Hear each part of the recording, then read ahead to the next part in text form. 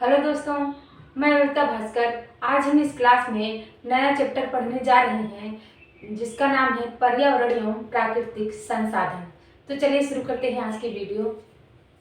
तो आज की वीडियो में हम पर्यावरण एवं प्राकृतिक संसाधन के बारे में पढ़ेंगे। ये चैप्टर जो है दोस्तों 10वां चैप्टर है ये, जिसको पढ़ने जा रहे हैं हम। देखते हैं पर्यावरण पहले। तो पर्यावरण जो है हमारा, पर का अर्थ है दोस्तों जो है जो हमारे चारों ओर से घिरा हुआ हो, पर का अर्थ है। और आवरण का अर्थ है दोस्तों जो हमें चारों ओर से घेरे हुए हो। पर का अर्थ जो हमारे चारों ओर हो, और आवरण का अर्थ है जो हमें चारों ओर से घेरे हुए हो। तो पर का अगर हम पर्यावरण का संधिविच्छेद करते हैं तो पर और आवरण, इन दोनों का अर्थ यही होगा दोस्तों। आगे देखते हैं। सामान्य अर्थों में यह हमारे जीवन में कार्य करने वाले, सामान्य अर्थों में यह हमारे दैनिक जीवन में जो है कार्य करने वाले सभी जो है जैविक और अजैविक तत्वों और तथ्यों, प्रक्रियाओं और घटनाओं के समुच्चय से निर्मित इकाई है। ठीक है, अब देखते हैं। तो पर्यावरण के दो प्रकार हैं दोस्तों जी, या फिर आप कह सकते हैं कि पर्यावरण को दो भागों में बांटा गया है। पहला जो है इसमें प्राकृतिक पर्यावरण और दूसरा है मानव निर्मित या फिर सांस्कृतिक पर्यावरण। तो पहले देखते हैं पहले वाला प्राकृतिक पर्यावरण। देखते हैं इसमें यह प्रकृति द्वारा निर्मित है। इसमें मुख्यतया दो तत्व पाए जाते हैं। पहला है भौतिक तत्व, दूसरा है रासायनिक तत्व। तो भौतिक तत्व के अंतर्गत देखते हैं तो क्या क्या चीजें आती हैं। तो जो भौतिक तत्व के अंतर्गत आएंगी वो है सूर्य हो गया हमारा, प्रकाश हो गया, ताप, नमी, मृदा यानी कि मिट्टी, जल, भूमि के स्वरूप, ये सभी दोस्तों भौतिक तत्व के अंतर्गत आएंगे। और दूसरा है जो रासायनिक तत्व के अंतर्गत जो आएंगे वो है हमारा ऑक्सीजन, जल, फास्फोरस, गंधक, नाइट्रोजन, हाइड्रोजन, CO2, खनिज आदि। ये सभी जो है रासायनिक तत्व के अंतर्गत हमारे आएंगे। अब देखते हैं इसमें दूसरा वाला जो है सांस्कृतिक पर्यावरण या फिर मानव निर्मित पर्यावरण, ये वाला हेडिंग देखते हैं। तो इसमें देखते हैं विभिन्न सामाजिक क्रियाएं आती हैं। इसके अंतर्गत जो है विभिन्न सामाजिक क्रियाएं आती हैं, जैसे आचार विचार हो गया, राजनीतिक व्यवस्था, रीति रिवाज आदि। ये सभी जो है सांस्कृतिक पर्यावरण या मानव निर्मित पर्यावरण के अंतर्गत आएंगे। अब देखते हैं यहाँ पर पर्यावरण के कारक देखते हैं। तो पर्यावरण के कारकों को दो भागों में बांटा गया है। पहला है हमारा जैविक कारक और दूसरा है हमारा अजैविक कारक। तो पहले देखते हैं हम जैविक कारक किसे कहते हैं। तो जैविक कारकों में पर्यावरण के जीवों को सम्मिलित किया जाता है। जो जैविक कारक होते हैं दोस्तों, इन्हें पर्यावरण के जीवों को इसमें सम्मिलित किया जाता है। उदाहरण देखते हैं इसके कौन कौन से जीव, जैसे पादप जगत हो गया हमारा, जंतु, जीवाणु, विषाणु आदि, ये सभी जो है जैविक कारक के अंतर्गत आएंगे। और दूसरा है हमारा अजैविक कारक। इसके अंतर्गत अजैविक कारकों को तीन भागों में बांटा जा सकता है। पर्यावरण को प्रभावित करने वाले अन्य प्रमुख कारक निम्न हैं। पहला देखते हैं इसमें स्थलाकृतिक कारक है दोस्तों। तो इसमें देखते हैं धरातलीय स्वरूप और भूमि का ढाल। ठीक है, और दूसरा है हमारा जलवायु कारक के अंतर्गत देखते हैं तो प्रकाश हो गया हमारा, ताप हो गया, वायु, वर्षा, नमी, गैस आदि। ये सभी जो है जलवायु के कारक के अंतर्गत आएंगे। तीसरा है हमारा मृदीय कारक के अंतर्गत देखते हैं तो पोषक तत्व हो गया हमारा, खनिज लवण यानी कि खनिज हो गया आदि, पोषक तत्व, खनिज आदि, ये सभी जो है मृदीय कारक के अंतर्गत आएंगे। देखते हैं दोस्तों, अब किसी भी जीव के चारों ओर वायु का आवरण उपस्थित होता है, जिसे वायुमंडल कहते हैं या वायुमंडल कहा जाता है। यह धरती को पराबैंगनी किरणों व हरित गृह गैसों के प्रभाव से बचाता है। हरित गृह गैसों के प्रभाव से बचाता है। आगे देखते हैं, पृथ्वी पर स्थलमंडल, पृथ्वी पर स्थलमंडल विभिन्न परतों में विभाजित होता है। इसमें देखते हैं, यहाँ पर परत हमने बनाई है, तो क्या क्या नाम है उस परत का देखते हैं। तो ये जो पहला वाला है दोस्तों, यहाँ का ये वाली जो लाइन है हमारी, ये है यहाँ का जो भाग है, ये है हमारा क्षोभ मंडल, ये है हमारा क्षोभ मंडल। ये वाला जो पार्ट है बीच का, ये है हमारा समताप मंडल। ये वाला जो भाग है, ये वाला, इसे कहते हैं मध्य मंडल। और ये वाला जो भाग है इसे कहते हैं आयन मंडल। और ये वाला जो ऊपर का भाग है इसे कहते हैं वायुमंडल। अब देखते हैं जो वायुमंडल को दोस्तों, जो वायुमंडल है हमारा, इसे जो है एक्सोस्फीयर भी कहा जाता है। एक्सोस्फीयर भी वायुमंडल को कहा जाता है। आयन मंडल को आयनोस्फीयर या फिर थर्मोस्फीयर भी कहा जाता है। उसके बाद मध्य मंडल को देखते हैं तो मीसोस्फीयर कहा जाता है। उसके बाद देखते हैं समताप मंडल को, समताप मंडल को स्ट्रेटोस्फीयर कहा जाता है, स्ट्रेटोस्फीयर कहा जाता है। उसके बाद क्षोभ मंडल को दोस्तों ट्रोपोस्फीयर कहा जाता है। अब देखते हैं जो है यहाँ पर, तो जो क्षोभ मंडल और समताप मंडल के बीच का जो भाग होता है यहाँ पर, यानी कि संक्रमण क्षेत्र होता है, जो समताप और क्षोभ मंडल के बीच का संक्रमण क्षेत्र जो होता है उसे कहते हैं क्षोभ सीमा। ये वाला भाग जो खाली स्थान है यहाँ बीच में दिख रहा है दोस्तों, इसे कहते हैं क्षोभ सीमा। अब देखते हैं यहाँ पर, तो जो हमारा ये समताप मंडल है दोस्तों, यहाँ पर हमने एरो करके लिखा है, जो समताप मंडल है इसी में हमारा ओजोन परत पाया जाता है, ओजोन परत इसी में मिलता है। तो देखते हैं कितने किलोमीटर की दूरी में जो बीच में जो है ओजोन परत हमारी मिलती है समताप मंडल में, तो 10 किलोमीटर से लेकर 50 किलोमीटर के बीच में जो है दोस्तों, यहीं पर बीच में ही हमारा ओजोन परत पाया जाता है, जिसका सूत्र O3 होता है या O3 से लिखते हैं। और ओजोन परत को ही दोस्तों रसायन मंडल या रक्षा कवच भी कहते हैं, रसायन मंडल या रक्षा कवच भी कहते हैं ओजोन परत को। ठीक है, ओजोन परत को रक्षा कवच या रसायन मंडल क्यों कहते हैं दोस्तों, तो अल्ट्रावायलेट किरण जो होती है, ये सूर्य से जो अल्ट्रावायलेट किरणें होती है, इसे पृथ्वी तक पहुंचने से जो है ओजोन परत हमारी इन किरणों को जो है रोकती है।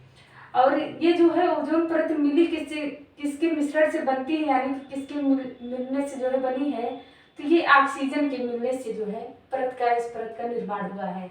आगे देखते हैं, तो यहाँ पर ओजोन परत द्वारा अल्ट्रावायलेट रे न रोकने पर कौन कौन से, यानी कि अगर ओजोन परत जो है हमारे सूर्य से अल्ट्रावायलेट किरणें जो है अगर ओजोन परत ना रोके तो उससे कौन कौन सी गंभीर बीमारियां हो सकती हैं देखते हैं।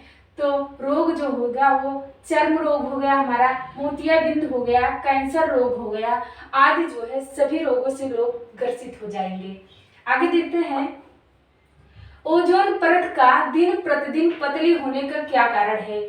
ओजोन परत जो है दोस्तों हमारी वो दिन प्रतिदिन पतली होती जा रही है, क्या कारण है इसका, तो CFC गैस यानी कि क्लोरोफ्लोरोकार्बन जो है दोस्तों, इसी के कारण जो है ओजोन परत हमारी दिन प्रतिदिन पतली होती जा रही है। और वो CFC गैस हम निकलती कहाँ से है, तो जैसे हमारी फ्रिज हो गई, AC हो गई, फोन के कारखाने, यानी कि जहाँ पर फोन बनते हैं उस कारखानों से जो धुएं निकलते हैं CFC गैस यही सबसे निकलती है, और यही कारण है कि ओजोन परत पतली हो जा रही है। आगे देखते हैं, ओजोन परत की मोटाई नापते किससे हैं। ओजोन परत की मोटाई नापने का यंत्र है, आप कह सकते किससे नापते हैं, तो वो डाप्सन से नापते हैं, डाप्सन से इसकी मोटाई को नापते हैं। आगे देखते हैं, ओजोन दिवस मनाया किस दिन जाता है, तो ओजोन दिवस हमारा 16 सितंबर को मनाया जाता है।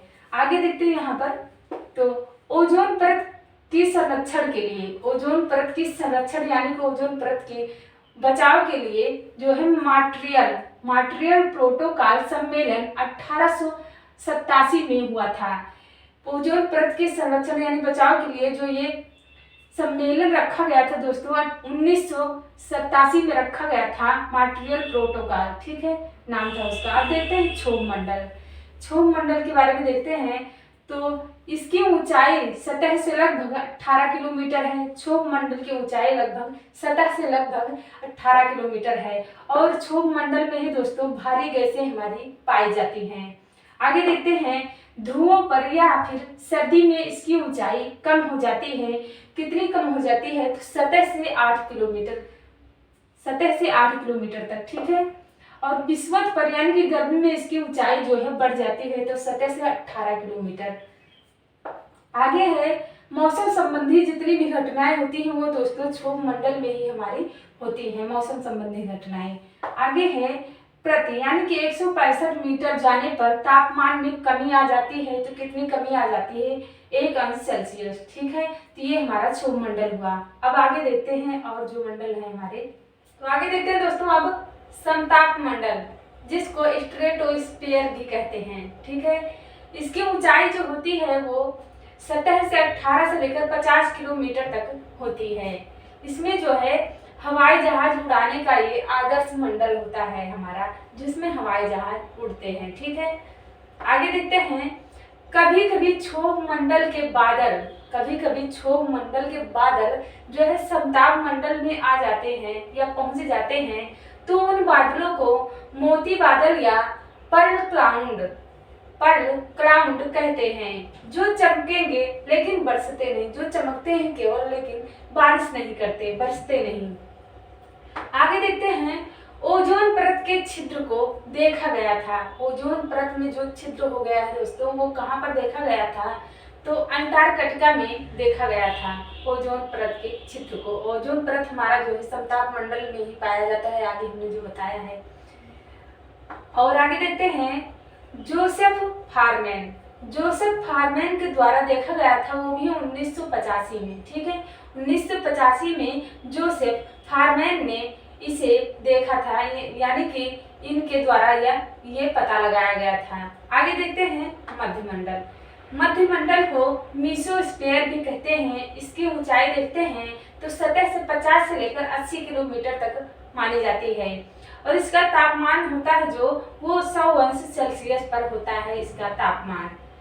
आगे देखते हैं, इसमें उल्का संबंधी घटनाएं, उल्का संबंधी या अरोरा संबंधी घटनाएं इसी मंडल में समाप्त हो जाती हैं। जो उल्का संबंधी घटनाएं होती हैं या अरोरा संबंधी घटनाएं होती हैं दोस्तों, आते आते इस मंडल में जो है समाप्त हो जाती हैं। आगे देखते हैं, आयन मंडल। आयन मंडल या आयनोस्फीयर कहते हैं। आयन मंडल को आयनोस्फीयर या थर्मोस्फीयर भी कहा जाता है दोस्तों। इसकी ऊंचाई देखते हैं तो 80 से 640 किलोमीटर तक होती है। 80 से 640 किलोमीटर तक मानी जाती है। आगे देखते हैं, इसमें आयन मंडल प्लाज्मा से निर्मित होता है, यानी कि आयन मंडल का जो निर्माण होता है वो प्लाज्मा से निर्मित होता है, यानी कि बना होता है। आगे देखते हैं, रेडियो संचार या फिर संचार तंत्र इसी मंडल से कार्य करता है। रेडियो संचार या संचार तंत्र जो हमारा होता है इसी मंडल से कार्य करता है। DEF संचार तरंग है। रात्रि के समय EF गायब हो जाती है, तभी संचार तंत्र में बाधा उत्पन्न हो जाती है, बाधा उत्पन्न हो जाती है तथा सर्दी के समय EF तरंग कोहरा, धुंध के कारण, कोहरा या फिर धुएं के कारण दोस्तों गायब हो जाती है। आगे देखते हैं, 87 से 108 के बीच, 87 से 108 के बीच रेडियो फ्लुएंसी कार्य करती है हमारी, ठीक है। आगे है उपग्रह। उपग्रह इसी मंडल में स्थापित किए जाते हैं। किस मंडल में? आयन मंडल में। आयन मंडल में जितने भी उपग्रह हैं दोस्तों इसी मंडल में स्थापित किए जाते हैं। अब देखते हैं वायुमंडल। वायुमंडल को दोस्तों बहिर्मंडल भी कहा जाता है और इसे एक्सोस्फीयर भी कहते हैं। आगे देखते हैं, इसकी ऊंचाई तो 640 से लेकर 1000 किलोमीटर तक होती है, यानी कि अनंत तक पाई जाती है इसकी ऊंचाई। आगे देखते हैं, इसमें इस मंडल में गैसों की प्रधानता होती है, जो होती है वो हो गया हमारा हाइड्रोजन या हीलियम, He और H, ठीक है। आगे देखते हैं, इसमें पृथ्वी से वायुमंडल में बाहरी चीज, जब पृथ्वी से वायुमंडल में कोई बाहरी चीज जो है प्रवेश करती है दोस्तों, तो ये जो है उसे जलाकर नष्ट कर देता है। कौन? वायुमंडल जलाकर उस बाहरी चीज को नष्ट कर देता है। आगे देखते हैं दोस्तों महत्वपूर्ण तथ्य। तो इसमें पहला देखते हैं विश्व आर्द्रता दिवस जो है ये हमारा 2 तारीख को मनाया जाता है, यानी कि 2 फरवरी को, ठीक है। और आगे देखते हैं विश्व जंगल दिवस। विश्व जंगल दिवस जो है ये 21 मार्च में मनाया जाता है, 21 मार्च को। ये इधर जो हमने लिखा है ये महीने हैं दोस्तों, और इधर जो है लिखा है ये तारीख है, किस तारीख को मनाई जाती है। तीसरा है हमारा विश्व जल दिवस। तो विश्व जल दिवस जो है ये मार्च में मनाया जाता है, 22 मार्च को ये मनाया जाता है। आगे है पृथ्वी दिवस। तो 22 लिखा है हमने, उसके बाद बटे करके 3 लिखा है, यानी कि 22 तारीख को मनाया जाता है। और किस महीने मनाया जाता है, तो मार्च में मनाया जाता है। तीसरा महीना हमारा मार्च है, तो मार्च में ही ये भी मनाया जाता है 22 तारीख को पृथ्वी दिवस, ठीक है। आगे है विश्व तंबाकू निषेध दिवस जो मनाया जाता है ये 31 तारीख को मनाया जाता है, और 5वें महीने में मनाया जाता है। तो 5वां महीना हमारा कौन सा है, वो है मई में, यानी कि 31 मई को ये विश्व तंबाकू निषेध दिवस मनाया जाता है। छठा है हमारा विश्व पर्यावरण दिवस। विश्व पर्यावरण दिवस जो है 5 तारीख को मनाया जाता है, तो 5 तारीख को मनाया जाता है। तो ये है हमारा जो विश्व पर्यावरण दिवस, ये मनाया जाता है जून में, ठीक है, 5 जून को मनाया जाता है।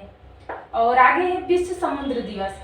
विश्व समुद्र दिवस जो मनाया जाता है ये 8 तारीख को, ये भी जून में मनाया जाता है 8 तारीख को। आगे है विश्व जनसंख्या दिवस। तो विश्व जनसंख्या दिवस ये 11 तारीख को मनाया जाता है, ये जुलाई में मनाया जाता है, 11 तारीख को जुलाई में, ठीक है। आगे है ओजोन परत दिवस। ओजोन दिवस जो मनाया जाता है हमारा ये 16 तारीख को सितंबर में मनाया जाता है, ठीक है। आगे है अब विश्व संरक्षण दिवस। विश्व संरक्षण दिवस जो है मनाया जाता है ये 24 तारीख को, और 24 तारीख को जो है अक्टूबर में मनाया जाता है, ये 10वें महीने में, ठीक है। हमारा 10वां महीना अक्टूबर ही होता है, तो 24 तारीख को मनाया जाता है ये विश्व संरक्षण दिवस। तो आगे देखते हैं दोस्तों अब प्राकृतिक संसाधन। प्राकृतिक संसाधन के बारे में देखते हैं। तो जो संसाधन शब्द है दोस्तों ये 2 शब्दों से मिलकर बना है, वो भी अंग्रेजी भाषा के 2 शब्दों से मिलकर बना है। एक तो है रे, जिसका अर्थ है दीर्घ अवधि यानी कि ज्यादा समय, और दूसरा है जो अंग्रेजी का शब्द वो है श्योर्स, ठीक है। तो इसका अर्थ है साधन। अब देखते हैं यहाँ पर, अर्थात जो साधन वस्तु या प्राकृतिक संपदा बार बार मानव के उपयोग में आते हैं वह हमारे संसाधन कहलाती हैं। आगे देखते हैं, प्राकृतिक संसाधन में वह प्राकृतिक पदार्थ हैं जो अपने मूल या फिर प्राकृतिक रूप में विद्यमान माने जाते हैं। अब इसमें देखते हैं आगे जो है हमारी हेडिंग, वह है प्राकृतिक संसाधन के प्रकार। इसमें देखते हैं तो वह संसाधन जो हमें प्रकृति से प्राप्त होते हैं वह हमारे प्राकृतिक संसाधन कहलाते हैं। और इसमें उपलब्धता के आधार पर इन्हें 2 भागों में बांटा जा सकता है। पहला है अनवीकरणीय या फिर सीमित संसाधन। इसके अंतर्गत देखते हैं ये संसाधन प्रकृति में सीमित मात्रा में विद्यमान होते हैं या विद्यमान हैं, यानी कि कम मात्रा में उपलब्ध हैं, और इनके नवीकरण में हजारों वर्ष लग जाते हैं। इनके जो है ये कम मात्रा में उपलब्ध हैं दोस्तों, और इनके निर्माण होने में जो है काफी वर्ष लग जाते हैं, हजारों वर्ष। आगे देखते हैं जैसे कौन कौन से हैं, तो वो है वन्य जीव, पादप, कोयला, तेल आदि हैं। अब देखते हैं दूसरा जो है हमारा वो है नवीकरणीय या फिर असीमित संसाधन। ऐसे संसाधन जो प्रकृति में असीमित मात्रा में विद्यमान हैं और पुनः उत्पन्न होने की क्षमता रखते हैं, वह हमारे असीमित संसाधन कहलाते हैं। जैसे देखते हैं यहाँ पर सूर्य का प्रकाश हो गया, वायु हो गए, जल आदि, ये सभी जो है असीमित संसाधन के अंतर्गत आते हैं। और आगे देखते हैं अब कुछ और प्राकृतिक संसाधनों का विवरण। जैसे देखते हैं वायु में देखते हैं तो वायु में जो नाइट्रोजन की मात्रा है वो है हमारे 78%। ऑक्सीजन में कितना परसेंट पाया जाता है देखते हैं तो 20.95% पाया जाता है। कार्बन डाइऑक्साइड में 0.03% पाया जाता है और आर्गन गैस में जो है 0.93% पाया जाता है। अब देखते हैं आगे इसमें, तथा शेष जल वाष्प होता है, धूल आदि उपस्थित होते हैं। ये सभी जो है वायु में उपस्थित होते हैं। आगे देखते हैं वायु प्रदूषण किसे कहते हैं। तो वायु प्रदूषण के अंतर्गत देखते हैं, वायु के भौतिक, रासायनिक या जैविक गुणों में ऐसा अवांछनीय परिवर्तन जिससे जीव जंतुओं पर विपरीत प्रभाव पड़ता है, विपरीत प्रभाव पड़ता है या पड़ता हो, वह हमारा वायु प्रदूषण कहलाता है। वायु प्रदूषण विभिन्न हानिकारक गैसों और धुएं, विषैले रसायनों आदि से जो है प्रदूषित होता है, तो वो हमारा वायु प्रदूषण के अंतर्गत आता है। आगे देखते हैं दोस्तों अब जल के बारे में। इसमें देखते हैं तो जल जीवन का भौतिक आधार है। जल जीवन का भौतिक आधार है। जलीय परितंत्रों में सर्वाधिक जैव विविधता पाई जाती है। मुख्य रूप से कारखानों के अवशिष्ट पदार्थ हो गए हमारे, वाहित मल हो गया हमारा, तथा अवशिष्ट पदार्थ जलीय प्रदूषण उत्पन्न करते हैं। अब देखते हैं मृदा के बारे में। मृदा यानी कि मिट्टी के बारे में। तो मृदा पृथ्वी की सतह का ऊपरी उपजाऊ भाग होता है। उपजाऊ मिट्टी या ऊपरी मृदा की हवा, पानी या अन्य भौगोलिक परिस्थितियों के कारण हानि को मृदा अपरदन कहते हैं। मृदा अपरदन दो मुख्य कारकों जल एवं वायु द्वारा होता है। जल एवं वायु द्वारा होता है। आगे देखते हैं खनिज संपदा। खनिज संपदा के बारे में देखते हैं तो भारत में खनिज संसाधनों को निम्न समूहों में वर्गीकृत किया जा सकता है। पहला तो है धात्विक खनिज। इसके अंतर्गत देखते हैं उदाहरण, तो लौह हो गया हमारा, लौह, अयस्क और मैग्नीज, सोना, चांदी, तांबा, सीसा आदि, ये सभी जो हो गए हमारे धात्विक खनिज के अंतर्गत आ गए। दूसरा है हमारा अधात्विक खनिज। इसके अंतर्गत उदाहरण देखते हैं तो कोयला, पेट्रोलियम आदि, ये सभी जो है अधात्विक खनिज के अंतर्गत आते हैं। अब देखते हैं ऊर्जा यानी कि एनर्जी के बारे में। तो इसमें देखते हैं औद्योगिक युग की शुरुआत से निरंतर ऊर्जा की आवश्यकता बढ़ती जा रही है या बढ़ी है। ठीक है। लकड़ी ग्रामीण क्षेत्रों में ईंधन का प्रमुख स्रोत रहा है। इसके अतिरिक्त कोयला, प्राकृतिक तेल, कोक आदि भी ऊर्जा के परंपरागत साधन हैं। आगे देखते हैं अब भारत में प्रयुक्त होने वाले ऊर्जा संसाधन। पहला है इसमें परमाणु ऊर्जा।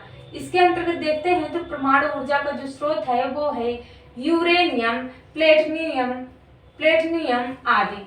दूसरा है हमारा तापीय ऊर्जा। इसके स्रोत देखते हैं तो कोयला हो गया, चारकोल हो गया आदि। और तीसरा है पेट्रोलियम। इसके अंतर्गत देखते हैं तो उत्पाद पेट्रोल, डीजल आदि ऊर्जा के स्रोत हैं। चौथा है हमारा गैसीय ऊर्जा। इसके अंतर्गत देखते हैं तो गैसीय ऊर्जा के स्रोत जो है वो है संपीड़ित प्राकृतिक गैस जिसे सीएनजी गैस कहते हैं, द्रवित पेट्रोलियम गैस जिसे एलपीजी गैस कहते हैं आदि इसके अंतर्गत आते हैं। अब देखते हैं संसाधनों का संरक्षण। संसाधनों का संरक्षण के अनुसार देखते हैं इसके आगे, तो संसाधन संरक्षण के 5 प्रकार हैं। पहला है प्रजाति संरक्षण। दूसरा है भूमि उपयोग संरक्षण। उसके आगे है निवास संरक्षण। अगला है दोस्तों सृजनात्मक संरक्षण और उसके आगे है भौतिक संसाधन का संरक्षण।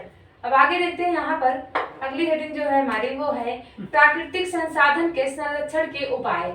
इसके अंतर्गत देखते हैं कौन कौन से उपाय हैं। तो वनों की कटाई पर प्रतिबंध और वृक्षारोपण आदि। आगे है फसल चक्र में दलहनी फसलों का उपयोग, वृक्षारोपण, जैविक खाद का प्रयोग आदि। आगे है उद्योग से निकले मल का सही निपटान और प्राकृतिक जलाशयों का संरक्षण आदि। ये सभी जो है प्राकृतिक संसाधन संरक्षण के जो है उपाय हैं।